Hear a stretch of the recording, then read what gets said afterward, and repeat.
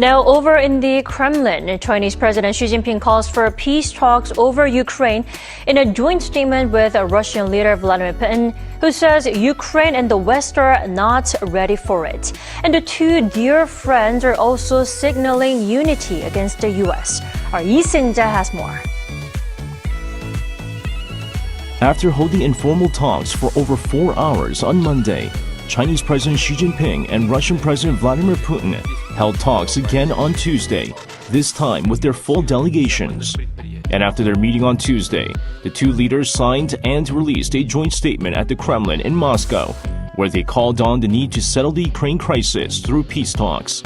Titled The Joint Statement of the People's Republic of China and the Russian Federation on Deepening the Comprehensive Strategic Partnership of Coordination for the New Era, both Xi and Putin stressed that the purposes and principles of the UN Charter must be observed and international law must be followed regarding the Ukraine conflict. Putin praised the Chinese leader's push to bring peace between Ukraine and Russia. However, he accused Kyiv and its Western allies of rejecting it. Xi, meanwhile, barely mentioned the ongoing war in Ukraine. Instead, apparently tried to remain firm on China's neutral stance.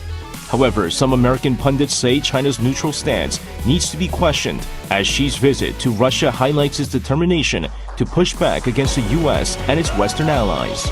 Meanwhile, President Xi invited President Putin to visit China this year, in what some believe is a symbolic show of support after the International Criminal Court issued an arrest warrant for Putin.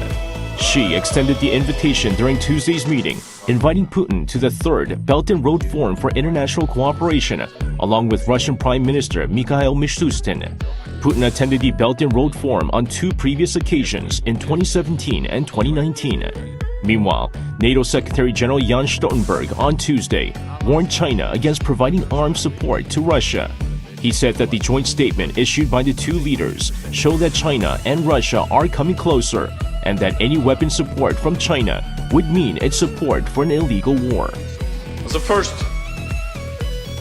we haven't seen any proof that China is delivering lethal weapons to Russia. But we have seen some signs that this has been a request from Russia, and that this is an issue that is considered in Beijing.